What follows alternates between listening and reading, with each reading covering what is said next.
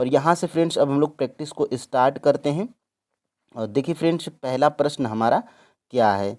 देखिए पहला प्रश्न हमारा क्या है, Na2CO3 इंटू 10H2O को क्या कहा जाता है। यानी कि फ्रेंड्स ये फार्मूला दे दिया गया है, Na2CO3 इंटू 10H2O को क्या कहा जाता है। क्या बेकिंग सोडा कहा जाता है, या धोने का सोडा कहा जाता है, या बेकिंग पाउडर कहा जाता है, या उपर्युक्त में से एक से अधिक, या उपर्युक्त में से कोई नहीं। ठीक है, तो यहाँ से फ्रेंड्स देखिए Na2CO3 इंटू 10H2O, ये फ्रेंड्स ये आपका जो है कि धोने का सोडा का जो है कि रासायनिक सूत्र है।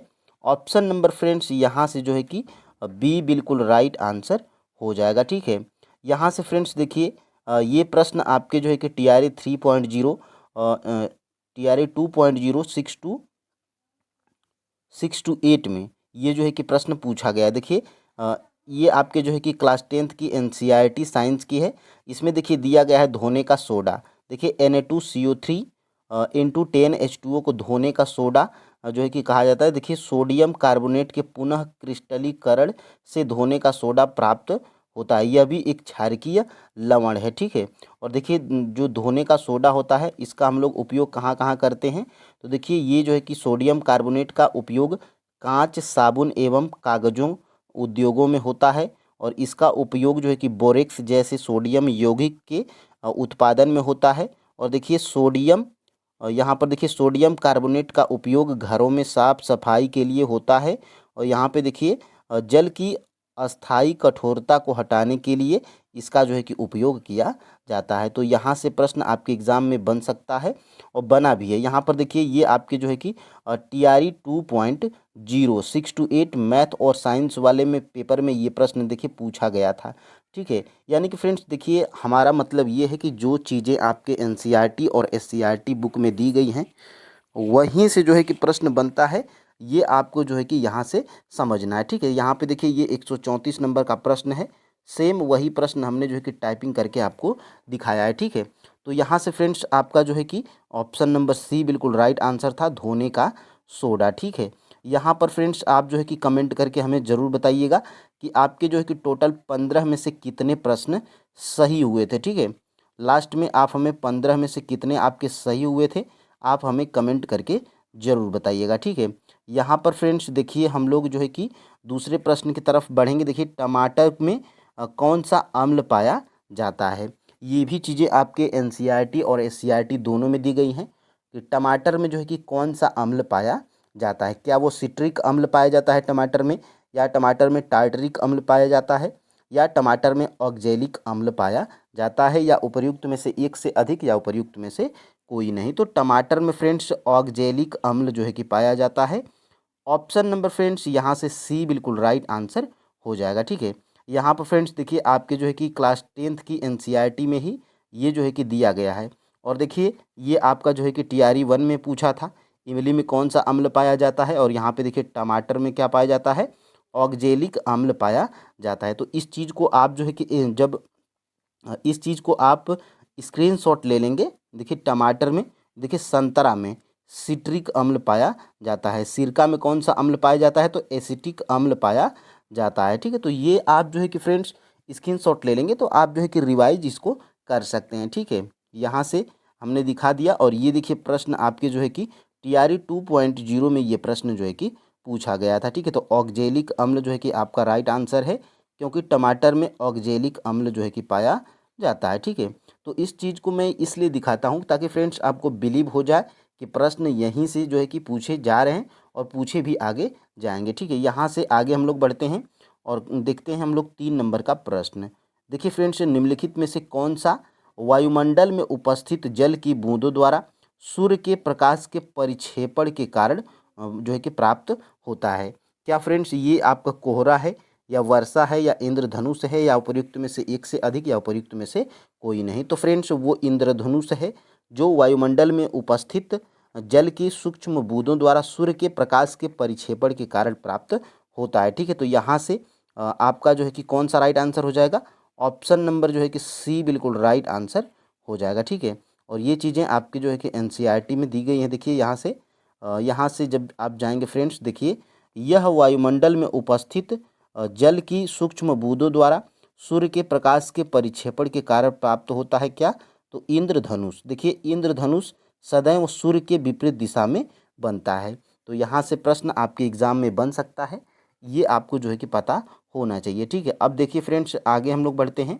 यहाँ से 4 में देखिए फ्रेंड्स हम लोग जो है कि ज़्यादा 20 या 25 मिनट की हम लोग प्रैक्टिस सेट करते हैं, जिसमें आपको 15 प्रश्न मिलते हैं। और ये टोटल फ्रेंड्स 15 प्रश्न आपके इतने परफेक्ट होते हैं क्योंकि फ्रेंड्स ये एनसीईआरटी और एससीईआरटी से डायरेक्ट बुक से ही बनाए गए हैं। ठीक है, और मैं ये जो है कि देखिए फ्रेंड्स ये मैं बुक का जो है कि ये स्क्रीनशॉट इसलिए दिखाता हूँ ताकि फ्रेंड्स आपको लगे कि हाँ ये चीज़ें आपके एनसीईआरटी और एससीईआरटी में दी गई हैं। ठीक है, ये आपके लिए है।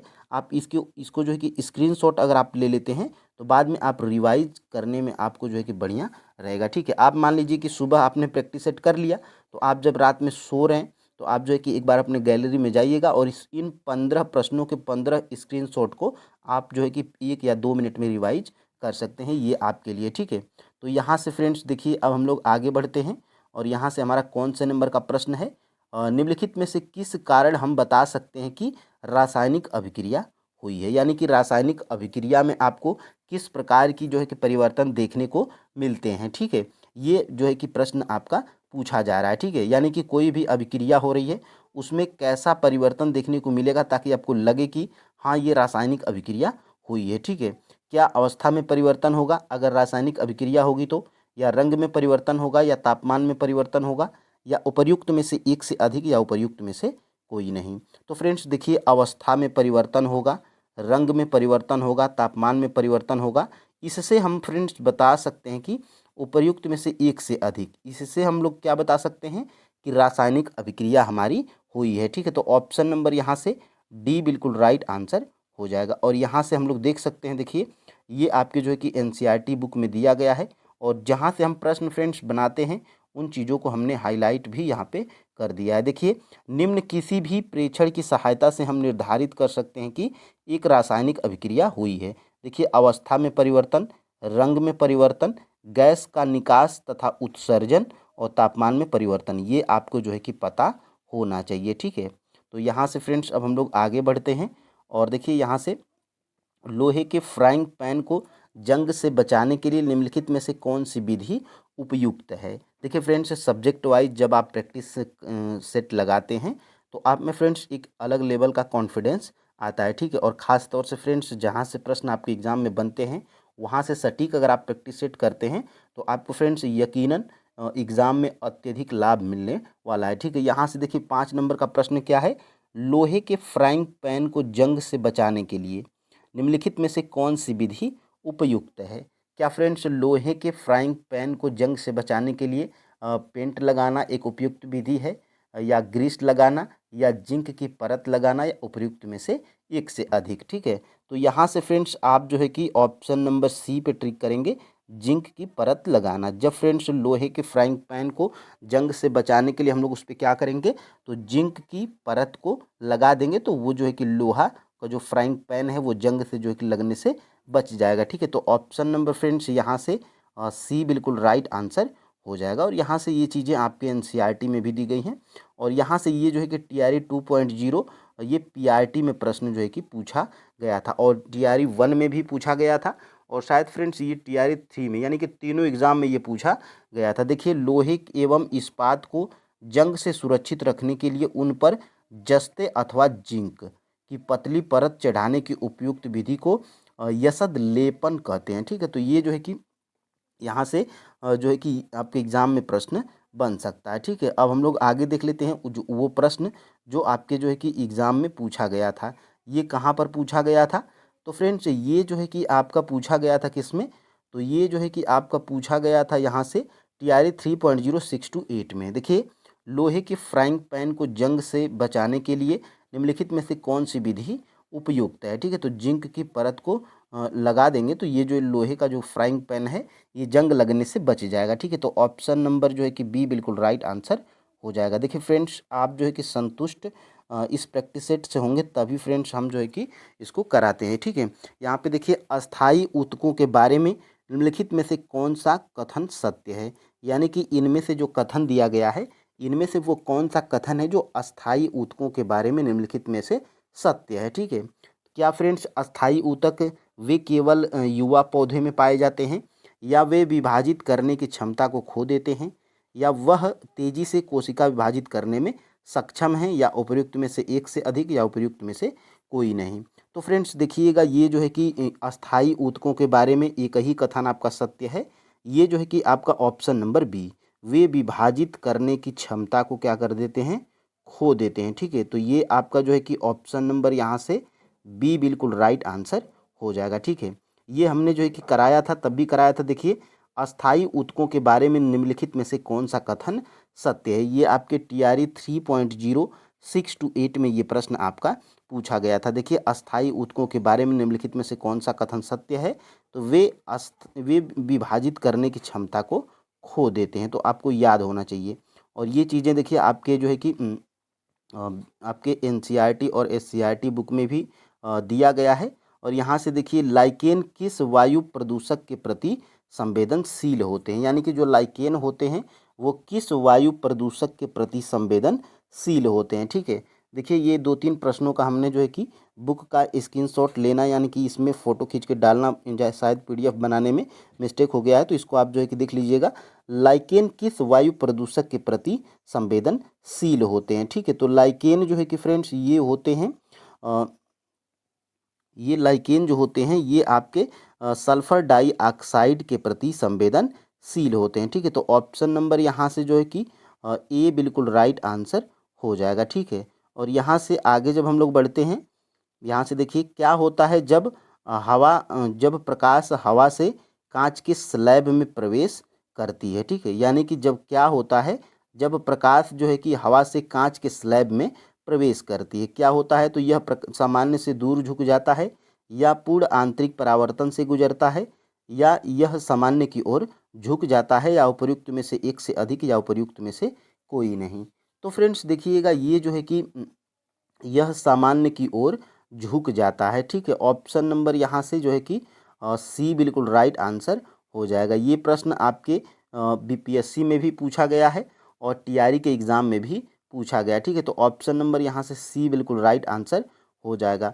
देखिए फ्रेंड्स, ये सारे प्रश्न अगर आप देखे रहेंगे तो इस तरह के प्रश्न अगर आपके एग्ज़ाम में आते हैं तो आराम से फ्रेंड्स आप इन प्रश्नों को सही कर पाएंगे। ठीक है, देखिए मनुष्य में गुर्दे किसके तंत्र का हिस्सा है, यानी कि जो गुर्दा होता है फ्रेंड्स मनुष्य में, ये जो गुर्दे होते हैं ये किस तंत्र का हिस्सा हैं, क्या वो मलत्याग के हिस्सा हैं, या श्वसन के हिस्सा हैं, या पोषण के, या उपर्युक्त में से एक से अधिक, या उपर्युक्त में से कोई नहीं। ठीक है, तो ये जो गुर्दे होते हैं फ्रेंड्स ये आपके मलत्याग के जो है कि मलत्याग के हिस्से होते हैं। ठीक है, तो ऑप्शन नंबर यहाँ से ए बिल्कुल राइट आंसर हो जाएगा। आगे बढ़ते हैं फ्रेंड्स, यहाँ से देखते हैं निम्नलिखित में से कौन सा पुष्प का नर जनन अंग है, यानी कि इसमें से देखिए कुछ मादा जनन अंग होते हैं पुष्प के, और जो है कि कुछ क्या होते हैं, पुष्प के नर जनन अंग होते हैं। तो इसमें क्या पूछा जा रहा है कि कौन सा इसमें से पुष्प का नर जनन अंग है। ठीक है, तो यहाँ से क्या वो स्त्री कैंसर है, या पुंकेसर है, या आवृत बीजी है, या उपर्युक्त में से एक से अधिक, या उपर्युक्त में से कोई नहीं।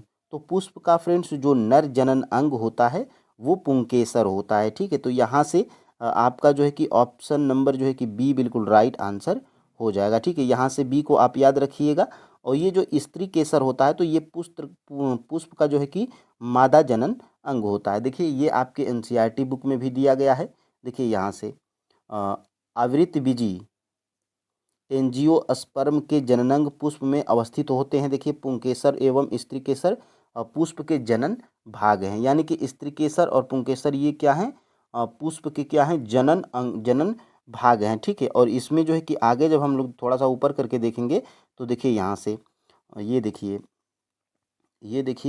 जिसमें पुंकेसर एवं स्त्री केसर दोनों उपस्थित होते हैं वो क्या कहलाएंगे, तो वो उभयलिंगी कहलाते हैं। और उभयलिंगी के उदाहरण कौन है, तो गुड़हल एवं सरसों हैं। ठीक है, तो ये भी आप याद रखिएगा। और यहाँ से देखिए पुंकेसर क्या है, नर जननांग है। ठीक है, यहाँ से ये हो गया है। और यहाँ से देखिए ये स्त्री केसर देखिए स्त्री केसर पुष्प केंद्र में अवस्थित होता है। और ये स्त्री केसर होता क्या है, तो यह मादा का जननांग है। ठीक है, तो ये मादा का जननांग है। तो यहाँ से फ्रेंड्स प्रश्न आपके एग्जाम में 1 या 2 प्रश्न बन सकता है। देखिए, निम्नलिखित में से कौन से मृत जैव अवशेषों का अपमार्जन करते हैं, यानी कि जीवाणु, शैवाल, कवक, ये इनमें से कौन सा या उपर्युक्त में से एक से अधिक या उपर्युक्त में से कोई नहीं, ये इनमें से कौन से हैं जो मृत जैव अवशेषों का अपमार्जन करते हैं। ठीक है, तो यहाँ से फ्रेंड्स आपका जो है कि राइट आंसर क्या हो जाएगा, ऑप्शन नंबर यहाँ से फ्रेंड्स डी बिल्कुल राइट आंसर हो जाएगा, उपर्युक्त में से एक से अधिक। यानी कि फ्रेंड्स इसमें जीवाणु और कवक ये क्या करते हैं, तो मृत जैव अवशेषों का अपमार्जन करते हैं। ठीक है, तो यहाँ से 11 का जो है कि राइट आंसर क्या है, ऑप्शन नंबर डी। और देखिए ये आपके जो है कि एनसीईआरटी और एससीईआरटी दोनों बुक में दिया गया है। देखिए यहाँ से जीवाणु और कवक जैसे सूक्ष्मजीव मृत जैव अवशेषों का अपमार्जन करते हैं। ये सूक्ष्मजीव अपमार्जक हैं। ठीक है, ये आपको जो है कि याद होना चाहिए। अब देखिए फ्रेंड्स आगे हम लोग बढ़ते हैं। देखिए 12 नंबर का प्रश्न, निम्नलिखित में से कौन सा रसायन ओजोन परत को नुकसान पहुंचाता है या पहुंचाया है। ये प्रश्न जो है कि पूछा जा रहा है, यानी कि ये ओजोन परत को जो है कि ये कौन सा रसायन है जो ओजोन परत को नुकसान पहुंचाता है। क्या वो क्लोरोफ्लोरोकार्बन है, क्या वो ऑक्सीजन है, क्या वो नाइट्रोजन है, उपर्युक्त में से एक से अधिक या उपर्युक्त में से कोई नहीं। तो फ्रेंड्स ये जो क्लोरोफ्लोरोकार्बन है, ये फ्रेंड्स एक ऐसा रसायन है जो ओजोन परत को जो है कि क्षति पहुंचाता है या नुकसान पहुंचाता है। ठीक है, तो यहाँ से ऑप्शन नंबर जो है कि ए बिल्कुल राइट आंसर हो जाता है। ठीक है, अब यहाँ से देखते हैं आगे। यहाँ से देखिए, ये देखिए 1980 में वायुमंडल में ओजोन की मात्रा में तीव्रता से गिरावट आने लगी। और देखिए क्लोरोफ्लोरोकार्बन जिसको CFC 60 में बोलते हैं, जैसे मानव संश्लेषित रसायनों को इसका मुख्य कारक जो है कि माना जाता है। और ये क्लोरोफ्लोरोकार्बन का उपयोग कहाँ पर किया जाता है, तो फ्रीज में जो है कि ठंडा करने के लिए, शीतलन करने के लिए और अग्निशमन के लिए किया जाता है। तो ये भी प्रश्न बन सकता है फ्रेंड्स कि क्लोरोफ्लोरोकार्बन का जो है कि उपयोग कहाँ कहाँ पर किया जाता है। तो जो फ्रीज होता है रेफ्रिजरेटर, और उसको जो है कि ठंडा करने के लिए उस उपयोग किया जाता है क्लोरोफ्लोरोकार्बन का, और अग्निशमन के लिए किया जाता है। आपने सुना होगा कि आपके जो है कि फ्रिज की गैस जो है कि ख़त्म हो गई है, फिर से भरना है तो वही गैस भरी जाती है, क्लोरोफ्लोरोकार्बन होती है। ठीक है, और यहाँ से फ्रेंड्स आगे हम लोग बढ़ते हैं। यहाँ से देखिए CFC यानी कि क्लोरोफ्लोरोकार्बन जैसे रसायनों ने ओजोन परत को नुकसान पहुंचाया है, क्योंकि ओजोन परत सूर्य से आने वाली पराबैंगनी विकिरण से सुरक्षा प्रदान करती है, अतः इसकी क्षति से पर्यावरण को नुकसान पहुंचता है। तो यहाँ से प्रश्न आपके एग्जाम में बन सकता है। अब हम लोग आगे बढ़ते हैं और यहाँ से देखते हैं अगला प्रश्न, निम्नलिखित में से कौन सा पादप हार्मोन नहीं है। इस तरह का प्रश्न आपके एग्जाम में हर बार एक आ रहा है, तो ये आपको पता होना चाहिए। तो देखिए निम्नलिखित में से कौन सा पादप हार्मोन नहीं है। ठीक है, तो देखिए जिब्रेलिन फ्रेंड्स और साइटोकाइनिन ये आपके पादप हार्मोन हैं। ठीक है, और ये इंसुलिन का है, ये आपका जो है कि एक मानव हार्मोन है। और ये जो इंसुलिन का कार्य क्या होता है, तो रक्त में शर्करा स्तर का नियमन करता है। कौन सा हार्मोन, तो ये इंसुलिन, तो ये मानव हार्मोन है। ये आपको जो है कि याद होना चाहिए। और ये आपके दोनों क्या हैं, जिब्रेलिन और साइटोकाइनिन, ये आपके जो है कि पादप हार्मोन है। ठीक है, पादप हार्मोन है। ठीक है, तो यहाँ से अब आप जब अपने बुक में देखेंगे तो देखिए यहाँ से आपके बुक में दिया गया है। देखिए पादप हार्मोन का दूसरा उदाहरण कौन है, जिब्रेलिन। और जिब्रेलिन करता क्या है, तो जो ऑक्सिन की तरह तने की वृद्धि में सहायक होता है। तो तने की वृद्धि में सहायक कौन होता है, तो जिब्रेलिन होता है, जिब्रेलिन होता है। और साइटोकाइनिन ये क्या होता है, तो कोशिका विभाजन को प्रेरित करता है। और इसलिए यह उन क्षेत्रों में कोशिका विभाजन तीव्र होता है, विशेष रूप से फलों और सब बीजों में अधिक सांद्रता में पाया जाता है। ये उन पादप हार्मोन के उदाहरण हैं जो वृद्धि में सहायक करते हैं। लेकिन पादप की वृद्धि संदमन के लिए भी संकेतों की आवश्यकता होती है। और ये एब्सिसिक अम्ल क्या होता है, तो वृद्धि का संदमन करने वाले हार्मोन का एक उदाहरण है, जो पत्तियों का मुरझाना इसके प्रभावों से सम्मिलित है। ठीक है, तो ये पादप हार्मोन थे। और यहाँ से देख सकते हैं आगे, थायरोक्सिन हार्मोन बनाने के लिए क्या आवश्यक होता है, यानी कि ये जो थायरोक्सिन हार्मोन होता है मानव में, ये इसका जो है कि ये थायरोक्सिन हार्मोन बनाने के लिए हमें किसकी आवश्यकता पड़ती है? क्या वो आयोडीन की आवश्यकता पड़ती है थायरोक्सिन हार्मोन बनाने के लिए? क्या प्रोटीन की, कार्बोहाइड्रेट की, या उपर्युक्त में से एक से अधिक, या उपर्युक्त में से कोई नहीं? तो फ्रेंड्स ये देखिए थायरोक्सिन हार्मोन बनाने के लिए हमें जो है कि आयोडीन की आवश्यकता होती है। ठीक है, तो यहाँ से ऑप्शन नंबर जो है कि ए बिल्कुल राइट आंसर हो जाएगा। और ये चीज़ें देखिए आपके जो है कि एनसीईआरटी बुक में भी दिया गया है। देखिए यहाँ से थायरोक्सिन हार्मोन बनाने के लिए आयोडीन आवश्यक है। ठीक है, और यहाँ से देखिए थायरोक्सिन के संश्लेषण के लिए आयोडीन अनिवार्य भी है। तो यहाँ से प्रश्न आपके एग्जाम में बन सकता है। अब फ्रेंड्स हम लोग आगे बढ़ते हैं और यहाँ से देखिए हमारे शरीर में नियंत्रण एवं समन्वय का कार्य निम्नलिखित में से किनका है? यानी कि ये जो नियंत्रण एवं समन्वय ये जो मानव शरीर में होता है, ये जो है कि किनका कार्य है? क्या वो तंत्रिका तंत्र का कार्य है? क्या वो WBC का कार्य है? या हार्मोन का कार्य है, या उपर्युक्त में से एक से अधिक, या उपर्युक्त में से कोई नहीं? तो फ्रेंड्स ये जो नियंत्रण एवं समन्वय का कार्य होता है, ये आपका तंत्रिका तंत्र और हार्मोन का जो है कि कार्य है। ठीक है, ऑप्शन नंबर यहाँ से फ्रेंड्स जो है कि डी बिल्कुल राइट आंसर हो जाएगा। ये चीज़ें आपके जो है कि एनसीईआरटी बुक में भी दी गई हैं। यहाँ से थोड़ा सा अगर आप ऊपर करेंगे तो देखिए यहाँ से हमारे शरीर में नियंत्रण एवं समन्वय का कार्य तंत्रिका तंत्र तथा हार्मोन का है। तो यहाँ से प्रश्न आपके एग्जाम में बन सकता है। और ये जो सभी लाइनें दी गई हैं फ्रेंड्स, यहाँ से भी प्रश्न आपके एग्जाम में बन सकता है। ठीक है फ्रेंड्स, देखिएगा पहला प्रश्न हमारा क्या है। देखिए फ्रेंड्स, निम्न में से कौन सा कोलायड नहीं है? यानी कि इस तरह का प्रश्न आपके जो है कि 6 to 8 में पूछा गया था। तो निम्न में से कौन सा जो है कि कोलायड नहीं है? तो क्या इसमें धुआं कोलायड नहीं है, या दूध है, या सिरका, या उपर्युक्त में से एक से अधिक, या उपर्युक्त में से कोई नहीं?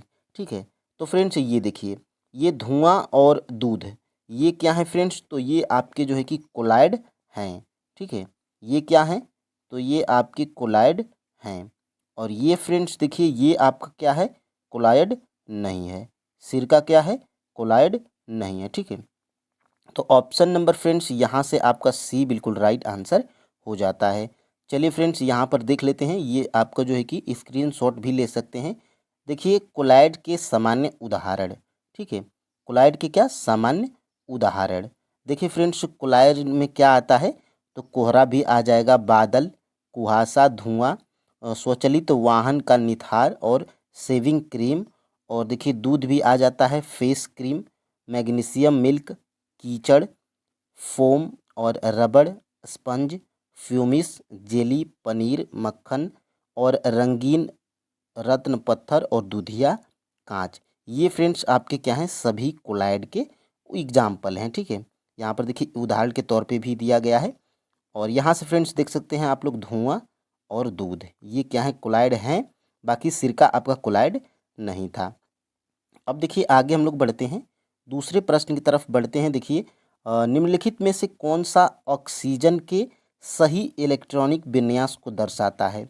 यानी कि यहाँ पे आपको ऑक्सीजन का इलेक्ट्रॉनिक विन्यास जो है कि पूछा जा रहा है। ठीक है, तो फ्रेंड्स देखिएगा क्या 2 और 5 होता है, क्या 2 और 6 होता है ऑक्सीजन का इलेक्ट्रॉनिक विन्यास, या 2 8 2 होता है, या उपर्युक्त में से एक से अधिक, या उपर्युक्त में से कोई नहीं?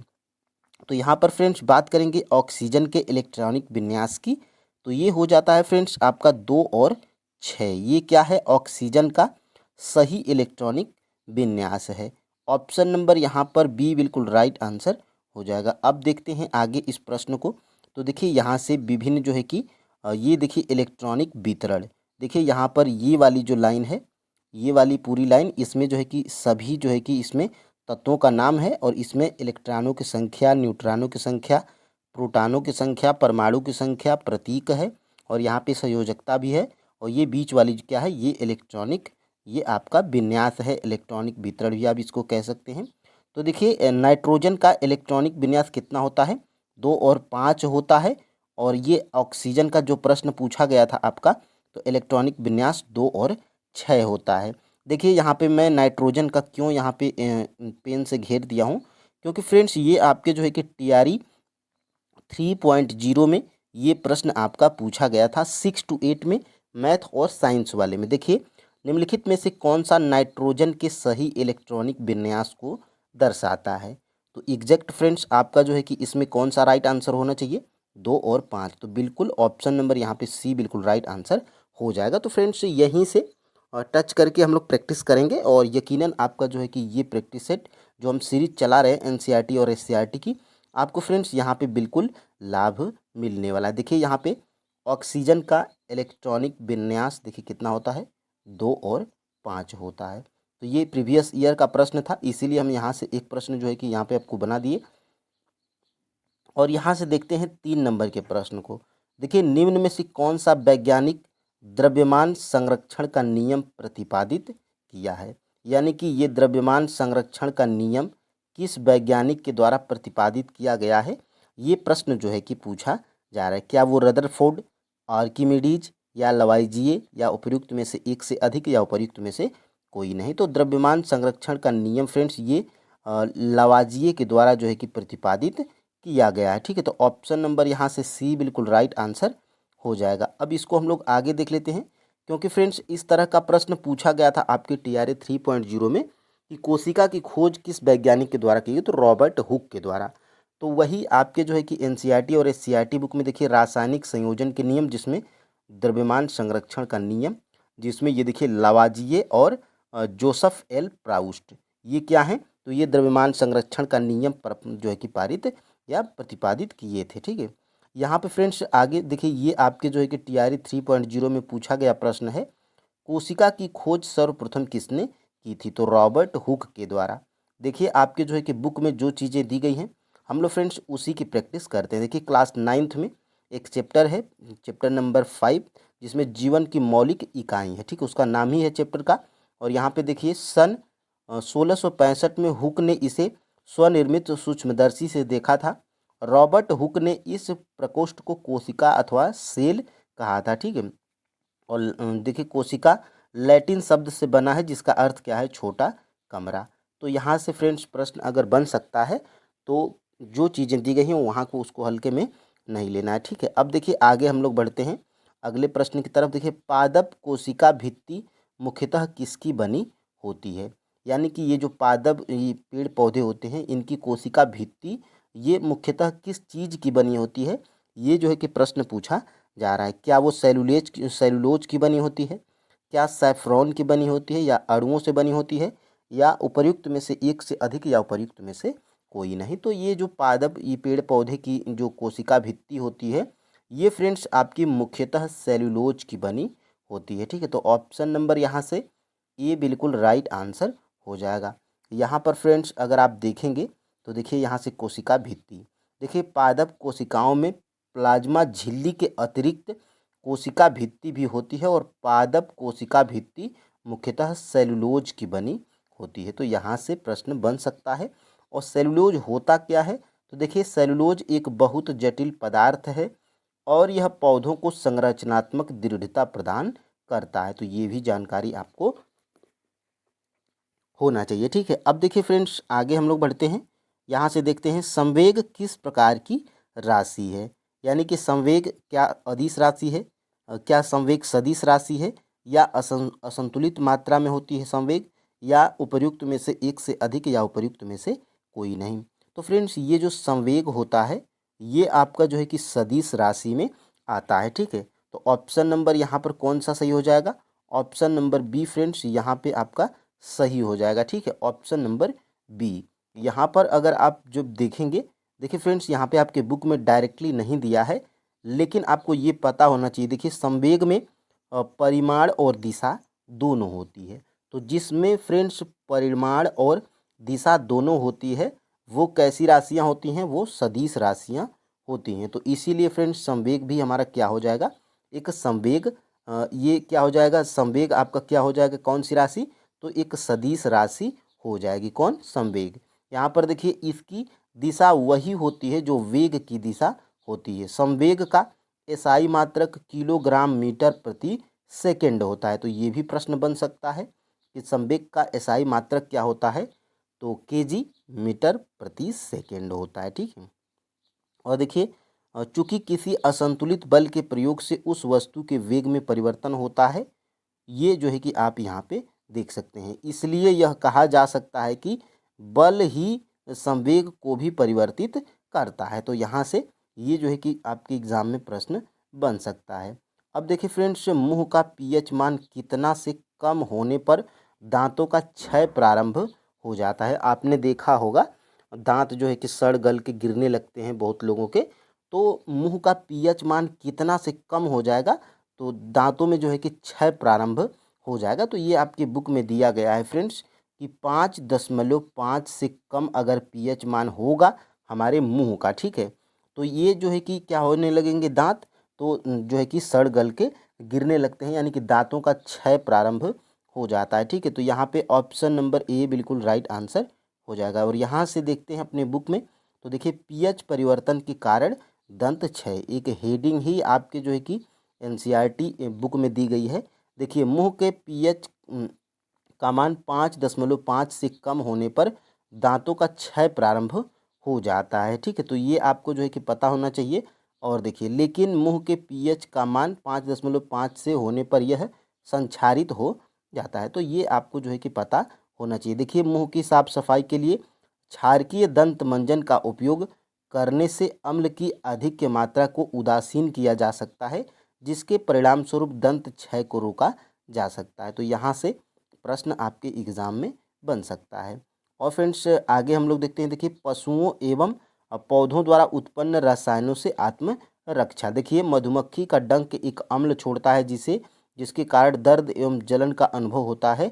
डंक मारे गए अंग में बेकिंग सोडा जैसे दुर्बल क्षारक के उपयोग से क्या मिलता है, आराम मिलता है।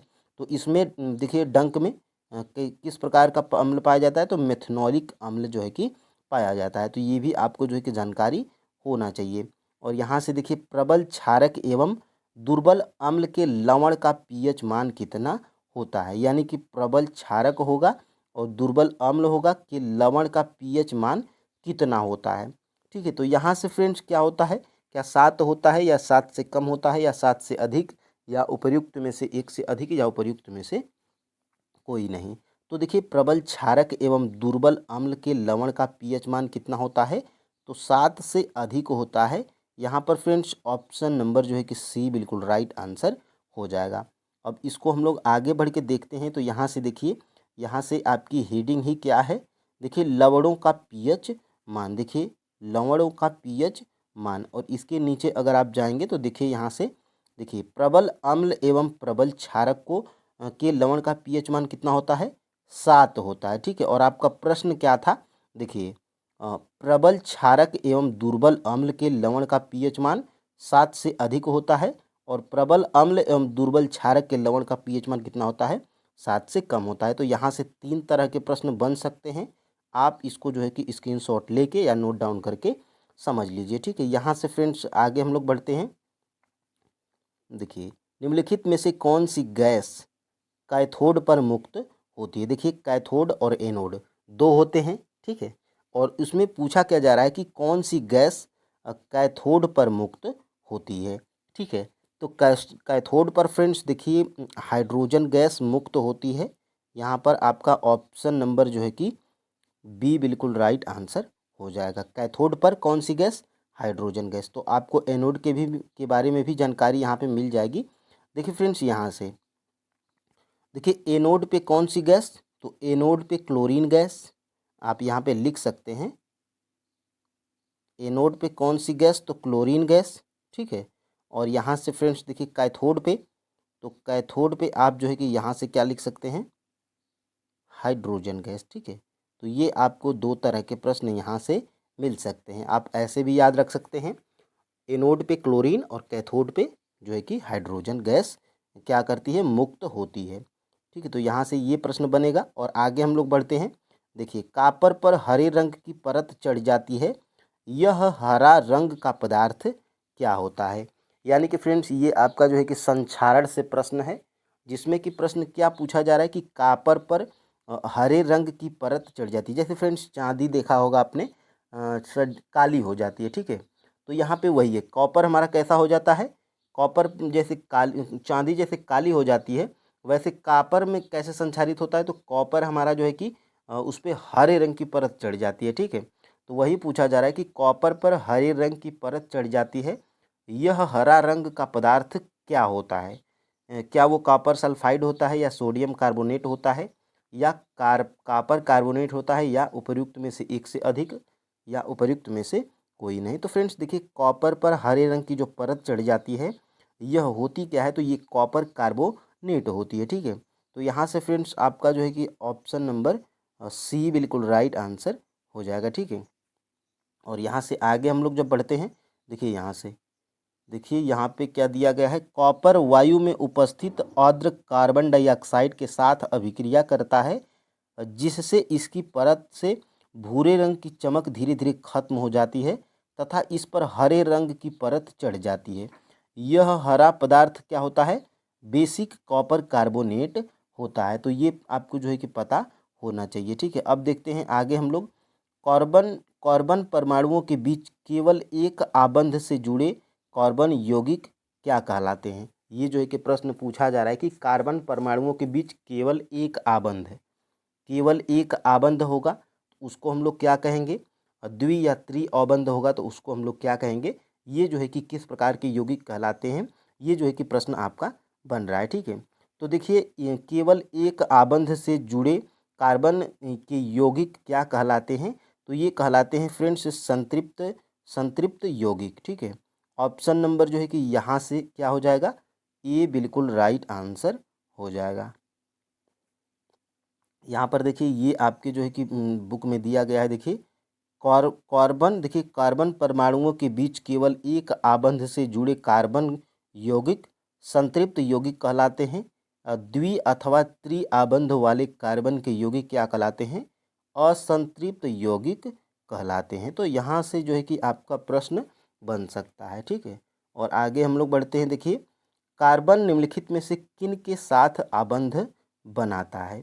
यानी कि कार्बन जो है कि निम्नलिखित में से किन के साथ आबंध बनाता है? ठीक है, तो यहाँ से फ्रेंड्स आपका जो है कि ये कार्बन जो है कि ये सल्फर के साथ भी आबंध बनाता है, नाइट्रोजन के साथ भी आबंध बनाता है, और ऑक्सीजन के साथ भी आबंध बनाता है। देखिए, ऑप्शन नंबर यहाँ से आपका डी बिल्कुल राइट आंसर हो जाएगा। ठीक है, यहाँ से देख लीजिएगा, और आपके जो है कि बुक में भी यही चीज़ दी गई है। यहाँ से देखिए, मुझसे दोस्ती करेंगे, देखिए हेडिंग क्या है? मुझसे दोस्ती करेंगे। ठीक है, और यहाँ पे देखिए, कार्बन अत्यंत मैत्रीपूर्ण तत्व है। और देखिए, अब तक हमने कार्बन तथा हाइड्रोजन के यौगिकों की चर्चा की, लेकिन कार्बन अन्य तत्वों जैसे हाइड्रोजन, ऑक्सीजन, नाइट्रोजन एवं सल्फर के साथ भी आबंध बनाता है। तो यहाँ से प्रश्न आपका जो है कि बनाया गया था।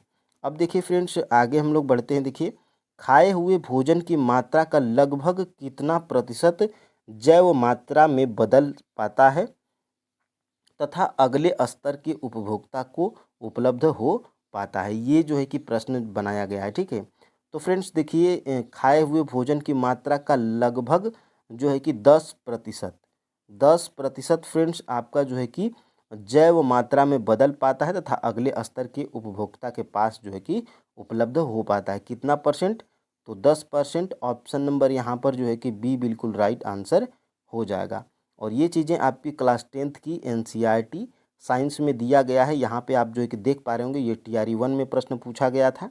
एक स्थलीय परितंत्र में हरे पौधे की पत्तियों द्वारा प्राप्त होने वाली सौर ऊर्जा का लगभग 1% भाग खाद्य ऊर्जा में परिवर्तित करते हैं। और यहाँ से एग्जैक्ट यहीं से मैं प्रश्न बनाया हूँ। देखिए, जब हरे पौधे प्राथमिक उपभोक्ता द्वारा खाए जाते हैं, ऊर्जा की बड़ी मात्रा पर्यावरण में ऊष्मा के रूप में ह्रास होता है। कुछ मात्रा का उपयोग पाचन, विभिन्न जैव कार्यों में वृद्धि एवं जनन में होता है। और देखिए, खाए हुए भोजन की मात्रा का लगभग 10% जैव मात्रा में बदल पाता है तथा अगले स्तर के उपभोक्ता को उपलब्ध हो पाता है। ठीक है, तो यहाँ से प्रश्न जो है कि आपका बनाया गया था। अब फ्रेंड्स हम लोग आगे बढ़ते हैं और देख लेते हैं यहाँ पे, निम्न में कौन सा रोग वायरस से नहीं होता है? यानी कि इसमें से कौन सा रोग है जो वायरस से नहीं होता है? ठीक है, तो यहाँ पर फ्रेंड्स देखिए, ये पोलियो, ये भी वायरस से होता है। खसरा खसरा खसरा भी देखिए वायरस से होता है। और चिकन पॉक्स, तो ये भी आपका जो है कि ये तीनों किससे होते हैं? तो ये वायरस से होते हैं। ठीक है, तो इसमें आपका जो है कि प्रश्न क्या है? कि कौन सा वायरस से नहीं होता है, तो यहाँ पे आपका राइट आंसर क्या हो जाएगा, उपर्युक्त में से कोई नहीं। ऑप्शन नंबर जो है कि ई बिल्कुल राइट आंसर हो जाएगा। अब देखिए फ्रेंड्स, आगे हम लोग बढ़ते हैं यहाँ से और देख लेते हैं मनुष्य में। ये क्लास आपकी 8th की NCERT साइंस की बुक है और जिसमें आपको जो है कि दिया गया है, देखिए ये 6 रोग किससे होता है, जीवाणु से होता है। खसरा किससे होता है, वायरस से। चिकन पॉक्स वायरस से। पोलियो वायरस से। हैजा और टाइफाइड किससे होता है, तो जीवाणु से होता है। और यहाँ से देखिए हेपेटाइटिस ए ये बीमारी किससे होती है, तो वायरस से होती है। और मलेरिया किससे होती है, तो प्रोटोजोआ से होती है। तो ये एग्जैक्ट आपको ये स्क्रीनशॉट ले लेंगे तो आराम से जो है कि यहाँ पे आप जो है कि रिवाइज कर सकते हैं। अब देख लेते हैं आगे, निम्न में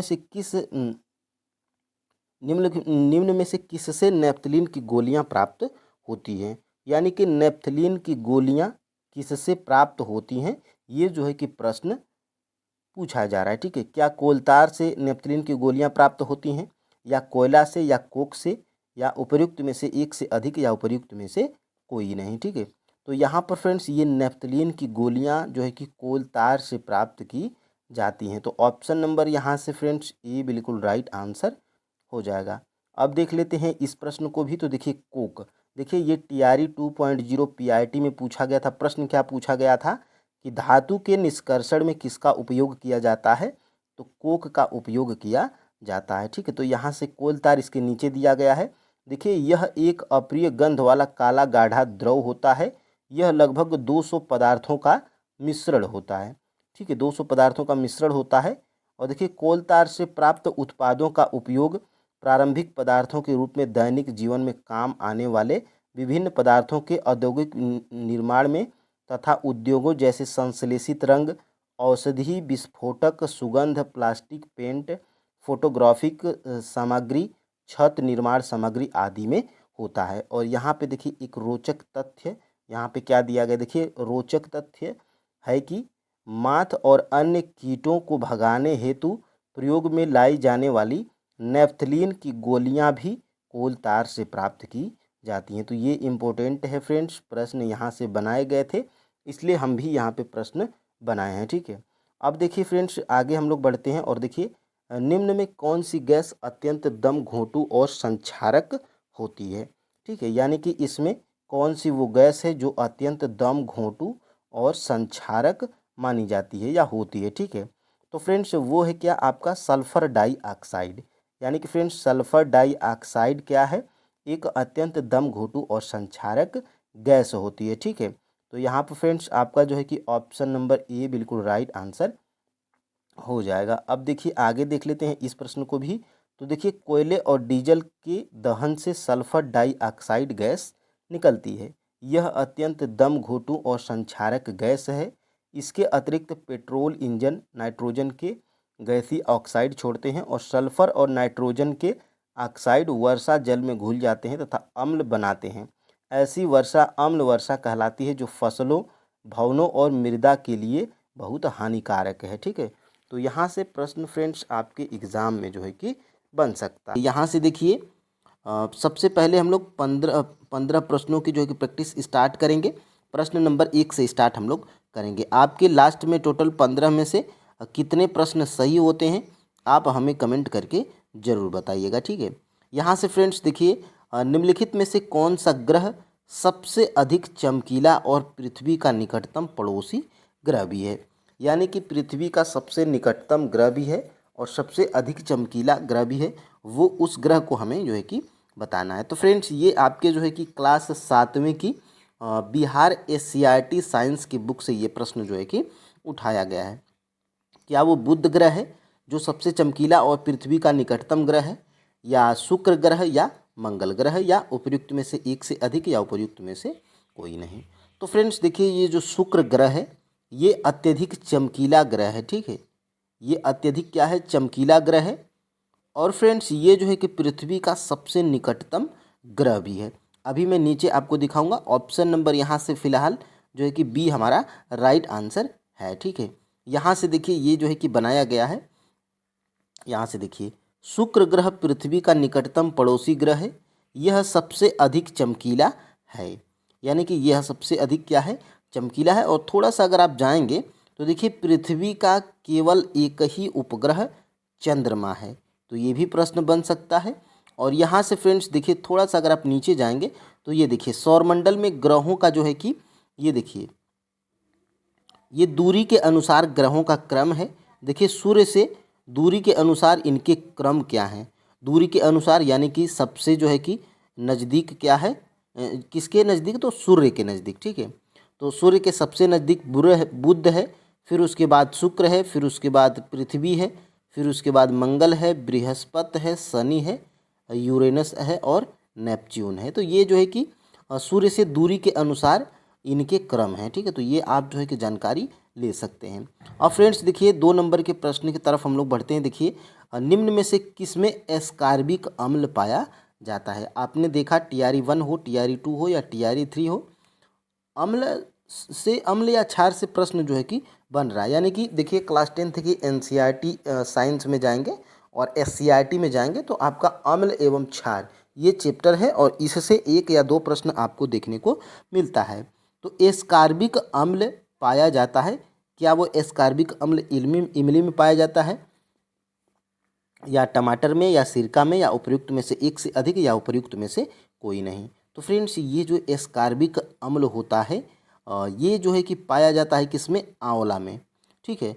आंवला में पाया जाता है और आंवला जो है कि हमारा फ्रेंड्स किसी में जो है कि नहीं है। तो यहाँ पर हमारा कौन सा सही हो जाएगा, ऑप्शन नंबर जो है कि ई बिल्कुल राइट आंसर हो जाएगा। और ये किन में पाए जाते हैं, तो यहाँ से आप एक स्क्रीनशॉट ले लीजिए। यहाँ से देखिए क्या आप जानते हैं, और मैं सबसे पहले ही बता चुका हूँ NCERT हो या SCERT बुक, अगर क्या आप जानते हैं करके ब्रैकेट में दिया है तो समझ जाइए फ्रेंड्स कि यहाँ से यहाँ पर महत्वपूर्ण चीज़ें दी गई है। देखिए एसिटिक अम्ल सिरका में पाया जाता है, फॉर्मिक अम्ल चींटी में पाया जाता है, चींटी के डंक में, और साइट्रिक अम्ल देखिए नींबू के कुल फल जैसे संतरा नींबू हो गया, और देखिए लैक्टिक अम्ल दही में पाया जाता है, ऑक्जेलिक अम्ल पालक और टमाटर में भी पाया जाता है, ठीक है। और यहाँ से फ्रेंड्स देखिए एस्कार्बिक अम्ल विटामिन C देखिए आंवला में पाया जाता है, ठीक है। और टार्टरिक अम्ल किस में पाया जाता है, तो इमली अंगूर में और कच्चे आम में। तो ये आपका TRE1 में पूछा गया था। और ये ऑक्जेलिक अम्ल वाला, ये टमाटर वाला, ये फ्रेंड्स क्लास 10th में भी है। तो ये आपका जो है कि TRE 3.0 6 to 8 में ये प्रश्न आपका पूछा गया था। तो यहाँ से प्रश्न दोबारा बन सकता है। और फ्रेंड्स आगे हम लोग बढ़ते हैं। यदि मिट्टी अत्यधिक अम्लीय हो तो मिट्टी में कौन सा पदार्थ मिलाकर पौधों की वृद्धि बढ़ाई जाती है। तो फ्रेंड्स देखिए क्या बढ़ाएं इसमें, तो कैल्शियम हाइड्रोक्साइड अगर मिला देंगे, अगर मिट्टी अम्लीय होगी तो इसमें कैल्शियम हाइड्रोक्साइड को जब मिला देंगे तो पौधों की वृद्धि बढ़ाई जा सकती है, ठीक है। तो ऑप्शन नंबर फ्रेंड्स यहाँ से ए बिल्कुल राइट आंसर हो जाएगा। और ये हमने जो है कि पहले ही बता दिया था। देखिए यदि मिट्टी अत्यधिक अम्लीय होती है तो उसमें कली चूना, कैल्शियम ऑक्साइड अथवा बूझा हुआ चूना, कैल्शियम हाइड्रोक्साइड जैसे क्षारों की उचित मात्रा डालकर अम्लों के उदासीनीकरण द्वारा पौधों की वृद्धि बढ़ाई जाती है। यदि मिट्टी क्षारीय हो तो इसमें जैव पदार्थ मिलाए जाते हैं, जैसे जैव पदार्थ मिट्टी में अम्ल विमुक्त करते हैं जो उसकी क्षारीय प्रकृति को उदासीन करते हैं। तो यहाँ से 2 जानकारी आपको जो है कि मिल रही है। अब बढ़ते हैं फ्रेंड्स आगे हम लोग। देखिए कारखाने के अपशिष्ट पदार्थों को पानी में उत्सर्जित होने से पहले पानी में क्या मिलाकर छोड़ा जाता है। देखे होंगे फ्रेंड्स आप जो है कि बड़े बड़े जो कारखाने हैं, बड़े बड़े जो कंपनियां हैं, उनका जो गंदा जल रहता है, जो अपशिष्ट पदार्थ रहता है, तो वो जब किसी जल या किसी नदी में छोड़ा जाता है तो वो लोग उसमें क्या मिलाकर छोड़ते हैं, ये जो है कि प्रश्न पूछा जा रहा है, ठीक है। तो ये फ्रेंड्स देखिए इसमें क्या मिलाकर छोड़ा जाता है, तो कोई क्षारीय पदार्थ मिला देते हैं। इसलिए जो है कि जिस नदी या तालाब में वो जो है कि छोड़ते हैं अपशिष्ट पदार्थ या पानी, तो उसमें जो है कि जंतुओं पे, मछलियों पे, जानवरों पे कोई भी असर नहीं होता है, ठीक है। तो उसमें क्षारीय पदार्थ मिलाकर छोड़ते हैं, ठीक है। और यहाँ से फ्रेंड्स आप जो है कि देख पा रहे होंगे, देखिए इसी अम्लीय पदार्थ के कारण, देखिए यहाँ पे आपने सुना होगा नदियों एवं तालाबों की मछलियाँ अधिक संख्या में मर गई या उसके शरीर पर घाव हो गए।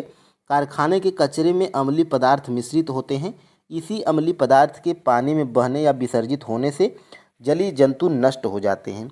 यही कारण है कि कारखाने के अपशिष्ट पदार्थ को पानी में उत्सर्जित होने से पहले क्षारीय पदार्थ मिलाकर उदासीन किया जाता है। तो ये क्षारीय पदार्थ मिलाकर उसको उदासीन कर दिया जाता है ताकि नदियाँ एवं तालाब में मछलियाँ और भी अन्य जो जीव जंतु हैं उनको जो है कि कोई भी हानि ना हो। ठीक है, और यहाँ से फ्रेंड्स आगे हम लोग बढ़ते हैं।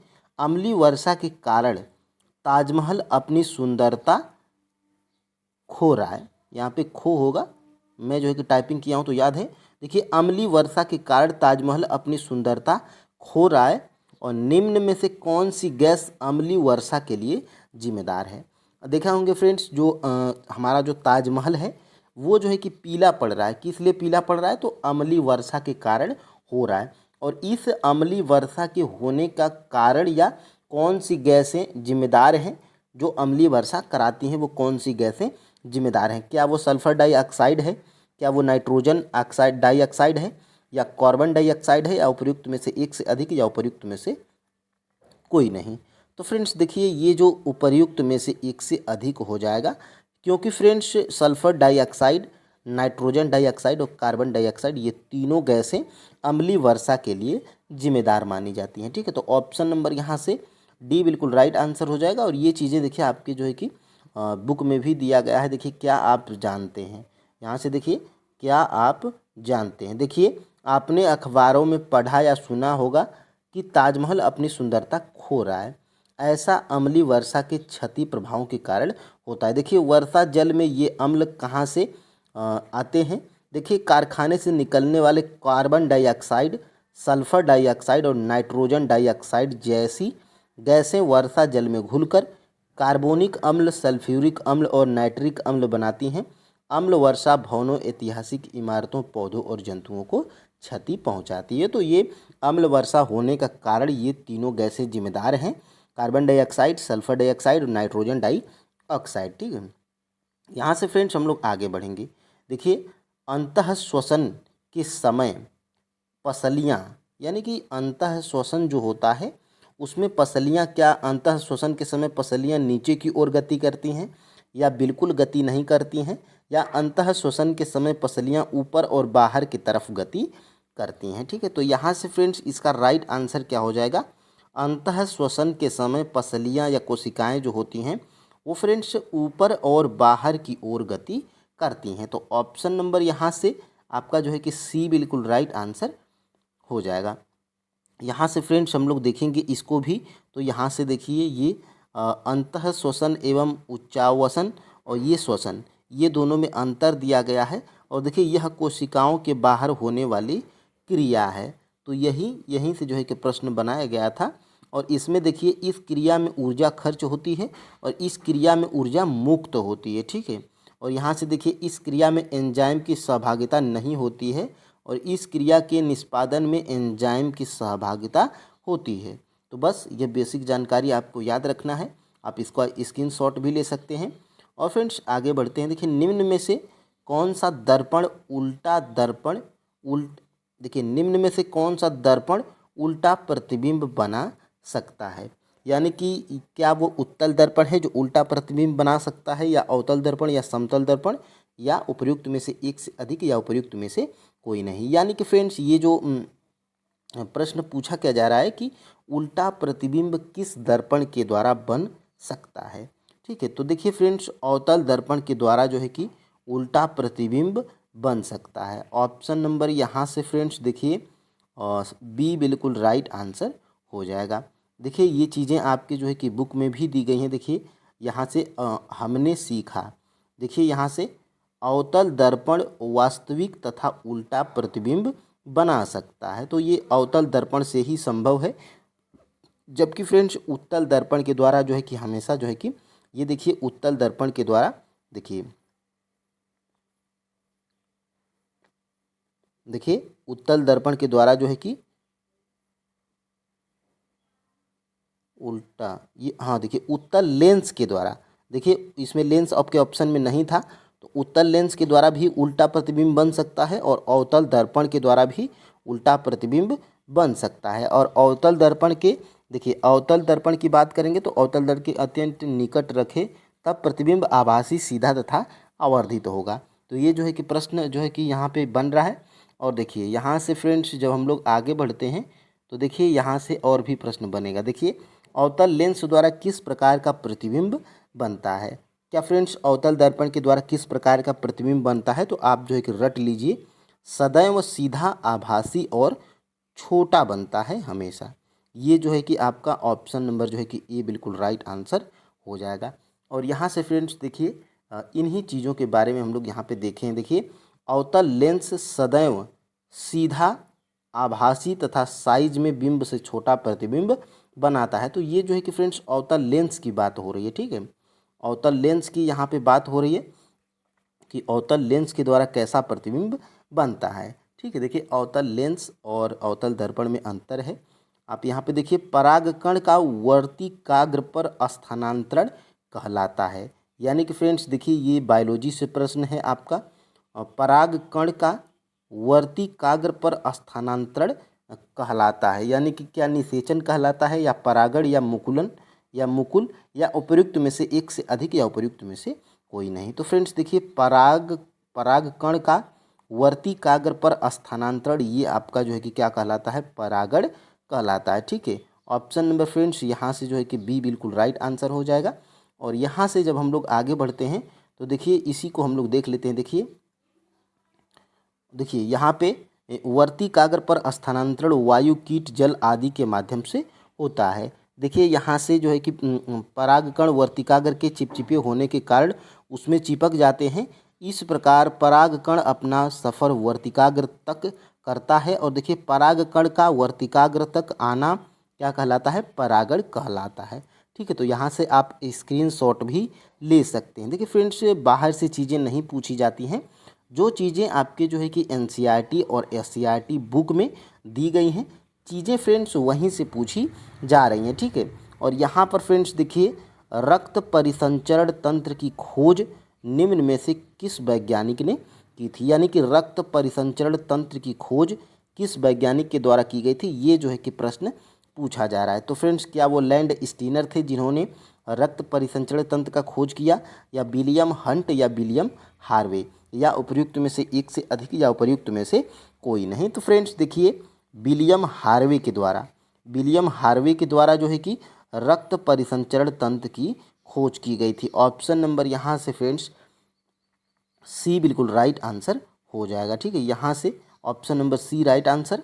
और इसको हम लोग देख लेते हैं। देखिए आपके जो है कि बिहार एससीईआरटी की बुक में विलियम हार्वे को जो है कि चित्र बनाकर बिल्कुल यहाँ पे ब्लू कलर में घेर के भी दिया गया है।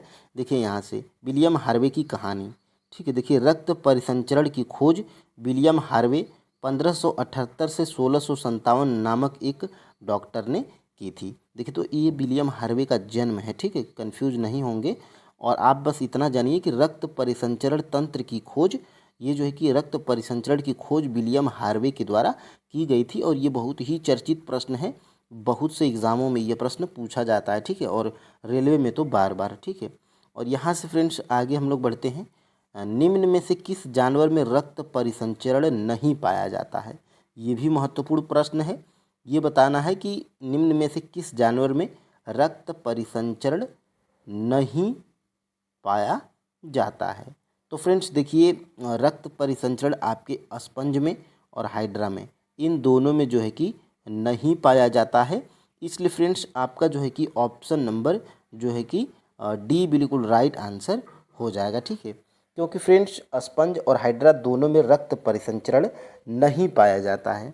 ऑप्शन नंबर कौन सा सही हो जाएगा? ऑप्शन नंबर फ्रेंड्स यहाँ से जो है कि डी बिल्कुल राइट आंसर हो जाएगा। और यहाँ से हम लोग इसको भी देखेंगे। यहाँ से देखिए सभी जानवरों में रक्त नहीं पाया जाता है, जैसे स्पंज और हाइड्रा।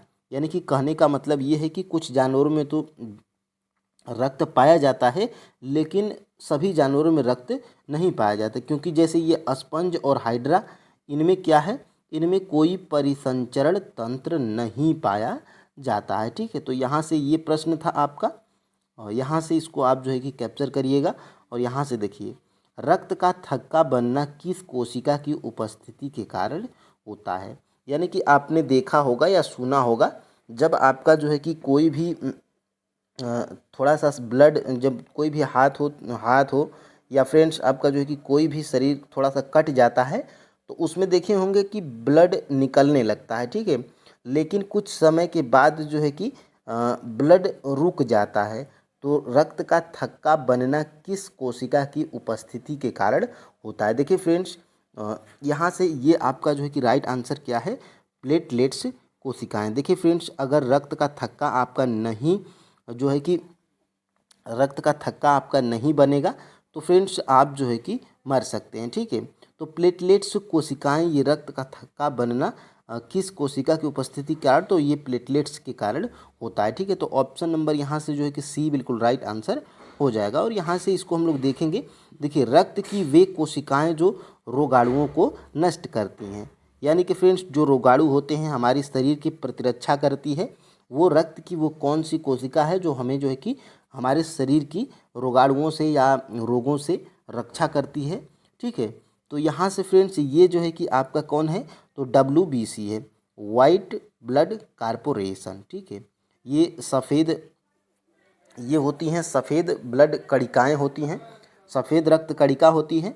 और ये जो है कि हमें रोगाणुओं से जो है कि हमारे रक्त की वे कोशिकाएं जो रोगाणुओं को नष्ट करती हैं। तो ये जो वाइट ब्लड, ये कोशिकाएं जो हैं ये हमें जो है कि रोगाणुओं को नष्ट करती हैं, ठीक है।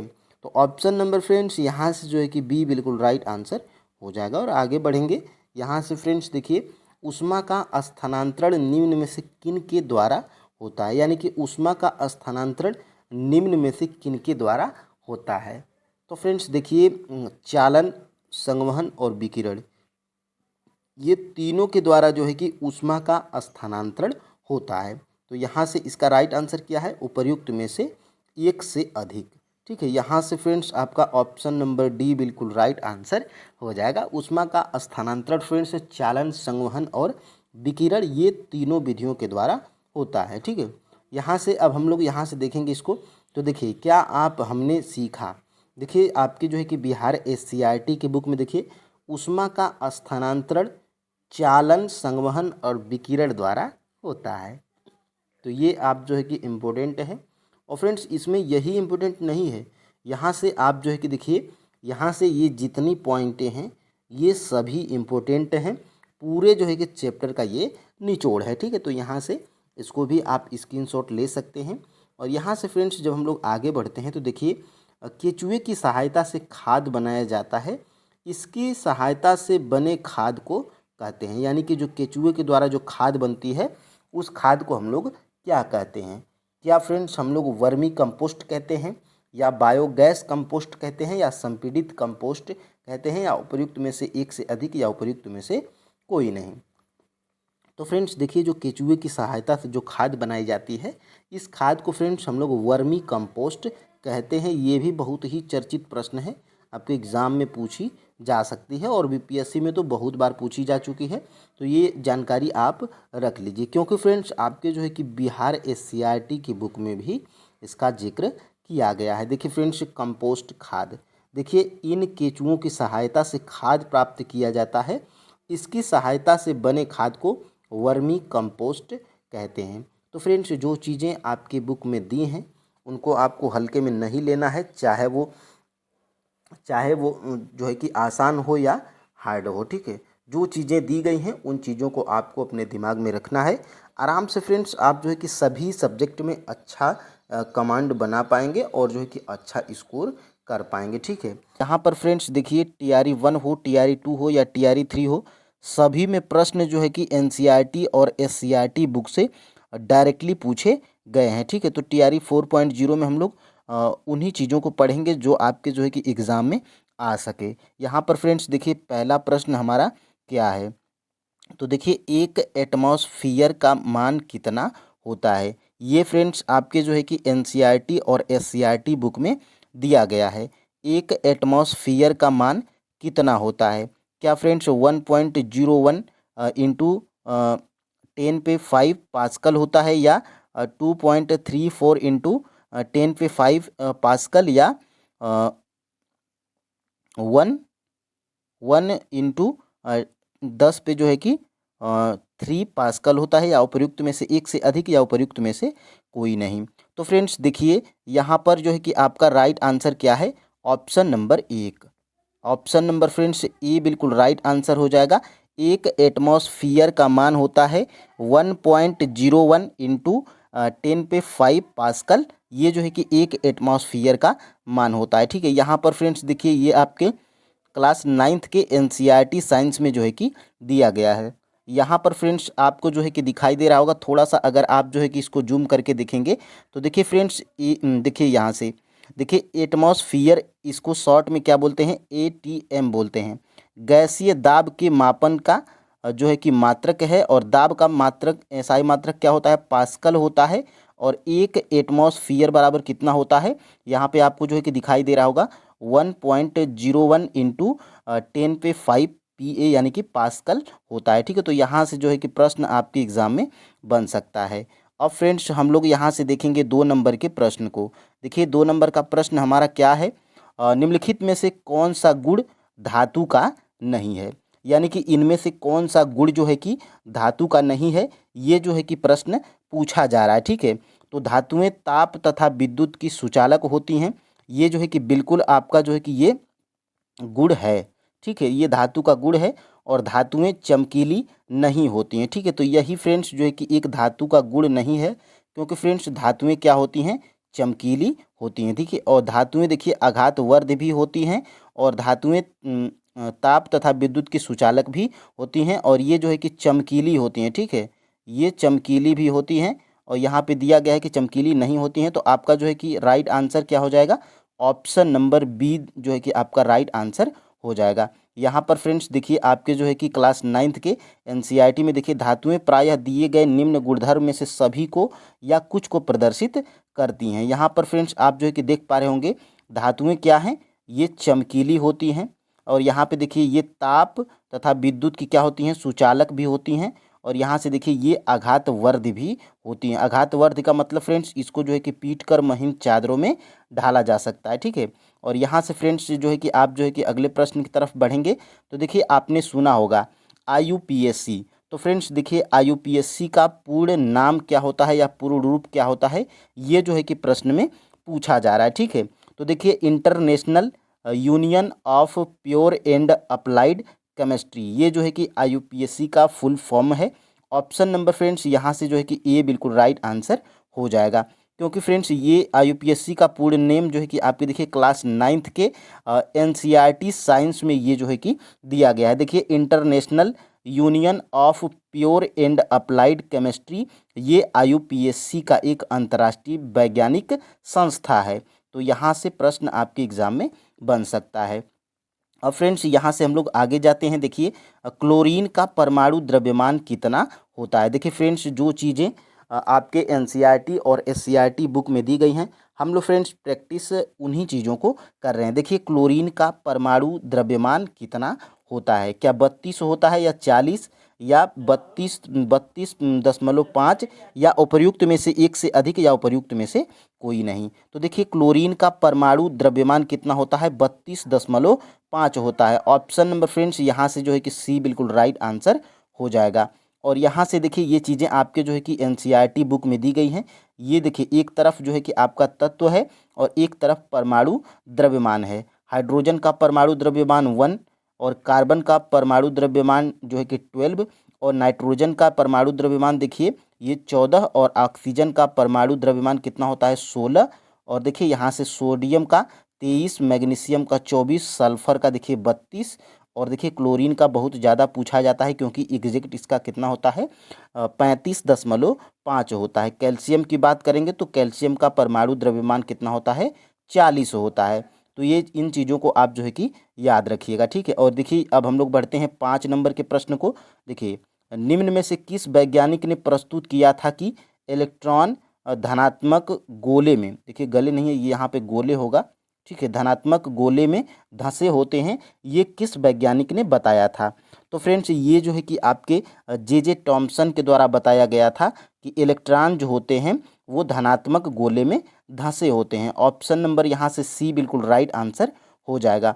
और बात करेंगे कि ये कहाँ पर दिया गया है, तो देखिए फ्रेंड्स ये आपके जो है कि एनसीईआरटी में दिया गया है। देखिए जे टॉमसन ने यह प्रस्तुत किया था कि इलेक्ट्रॉन धनात्मक गोले में धंसे होते हैं। ठीक है, तो यहाँ से ये चीज़ें इम्पोर्टेंट हैं जो आपके जो है कि एनसीईआरटी बुक में दी गई है।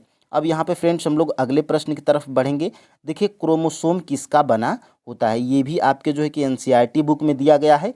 क्रोमोसोम जो होता है ये किसका बना होता है, तो क्रोमोसोम फ्रेंड्स आपके डीएनए और प्रोटीन से बना होता है। ठीक है, तो ऑप्शन नंबर फ्रेंड्स यहाँ से कौन सा सही हो जाएगा, ऑप्शन नंबर फ्रेंड्स यहाँ से जो है कि डी बिल्कुल राइट आंसर हो जाएगा। ठीक है, यहाँ से डीएनए और प्रोटीन का ये क्रोमोसोम हमारा बना होता है। ठीक है, और यहाँ से आगे हम लोग बढ़ते हैं तो देखिए ये आपके जो है कि एनसीईआरटी बुक में भी दिया गया है। देखिए फ्रेंड्स क्रोमोसोम डीएनए तथा प्रोटीन के बने होते हैं और देखिए डीएनए अणु में कोशिका के निर्माण व संगठन की सभी आवश्यक सूचनाएं होती हैं और देखिए डीएनए के क्रियात्मक खंड को जीन कहते हैं। तो यहाँ से ये जो है कि आप देख सकते हैं। ठीक है, अब हम लोग फ्रेंड्स आगे बढ़ते हैं। देखिए सोनार तकनीक में डाटा उपयोग होता है, यानी कि सोनार जो तकनीक होता है क्या एक्सरे में उपयोग होता है या इंफ्रारेड तरंगों में या माइक्रोवेव तरंगों का प्रयोग होता है सोनार तकनीक में, या उपर्युक्त में से एक से अधिक या उपर्युक्त में से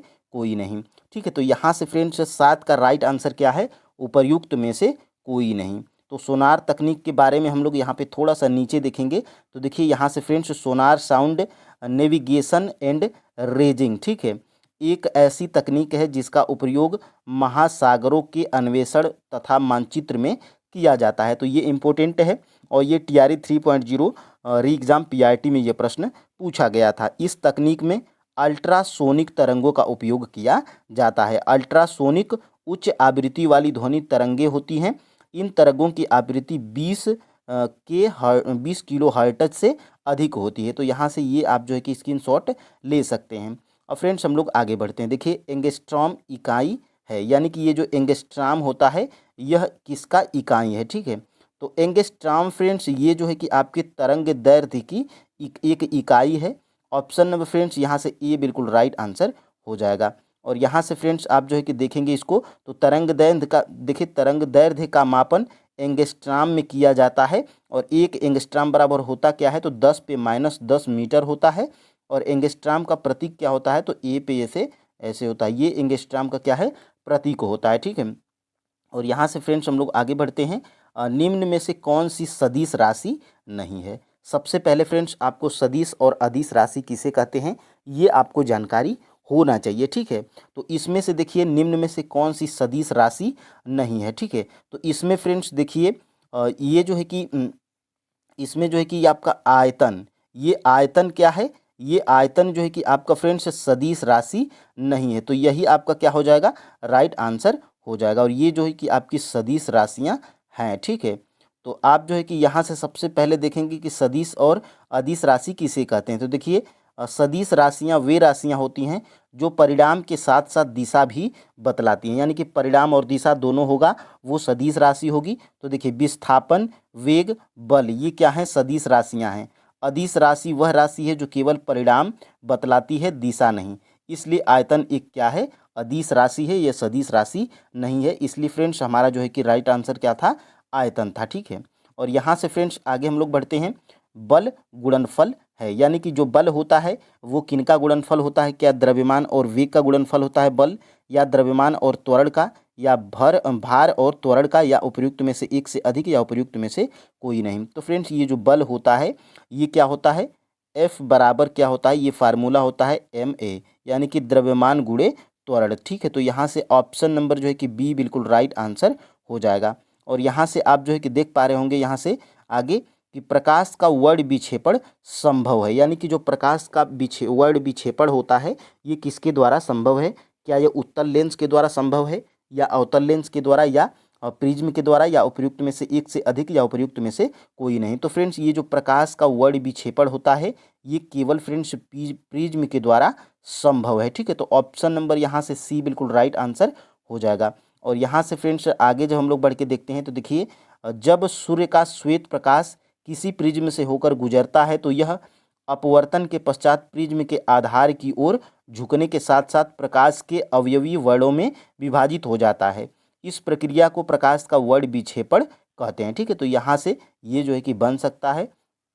और आगे हम लोग बढ़ते हैं यहाँ से, कमरे में रखा रेफ्रिजरेटर का दरवाज़ा खोलकर। आप जो है कि देखिए कमरे में रखा जो रेफ्रिजरेटर यानी कि फ्रिज का दरवाज़ा खोलकर आप क्या कर सकते हैं? क्या आप फ्रिज का दरवाज़ा खोलकर आप कमरे को ठंडा कर सकते हैं, या कमरे को थोड़ा गर्म कर सकते हैं, या आप कमरे को न तो गर्म तथा न तो ठंडा कर सकते हैं, या उपयुक्त में से एक से अधिक, या उपयुक्त में से कोई नहीं। तो फ्रेंड्स देखिए ये जो है कि इम्पोर्टेंट प्रश्न है। ये जो है कि आपके एग्ज़ाम में बीपीएससी में पूछा जा चुका है। देखिए कमरे में रखा रेफ्रिजरेटर का दरवाज़ा खोलकर आप जो है कि क्या कर सकते हैं, अंततः कमरे को थोड़ा सा गर्म कर सकते हैं। ठीक है, तो और याद रखिएगा ऑप्शन नंबर जो है कि फ्रेंड्स आपका जो है कि बी बिल्कुल राइट आंसर हो जाएगा। यहाँ से फ्रेंड्स आगे हम लोग देखते हैं, तो देखिए कमरे में रखा रेफ्रिजरेटर का दरवाज़ा खोलकर रखने से कमरे का तापमान बढ़ जाता है, फलस्वरूप कमरा थोड़ा सा क्या हो जाता है, गर्म हो जाता है। ठीक है, तो यहाँ से ये आप जो है कि स्क्रीनशॉट ले सकते हैं। अब फ्रेंड्स देखिए, आमतौर पर सुरक्षा फ्यूज लगाने के लिए प्रयोग होने वाला तार किस पदार्थ का बना होता है? क्या टीन का बना होता है, या शीशा का, या टीन और शीशे की मिश्र धातु का, या उपयुक्त में से एक से अधिक, या उपयुक्त में से कोई नहीं? तो फ्रेंड्स देखिए आमतौर पर जो सुरक्षा फ्यूज लगाने के लिए जो प्रयोग होने वाला जो तार होता है, ये फ्रेंड्स टीन और शीशे की एक मिश्र धातु का बना होता है। ऑप्शन नंबर यहाँ से सी बिल्कुल राइट आंसर हो जाएगा। और यहाँ से फ्रेंड्स देखिए ओम मीटर मात्रक है, यानी कि ये जो ओम मीटर है ये किसका मात्रक है?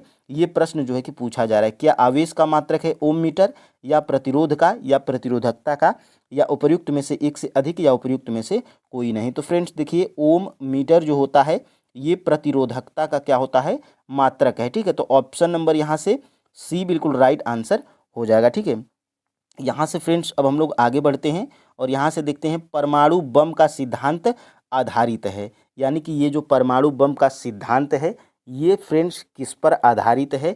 ये भी जो है कि आपके बीपीएससी में प्रश्न पूछा जा चुका है। ठीक है, तो ये देखिए परमाणु बम का सिद्धांत ये नाभिकीय विखंडन पर क्या है, आधारित है। ठीक है, तो ऑप्शन नंबर यहाँ से फ्रेंड्स बी बिल्कुल राइट आंसर हो जाएगा। और यहाँ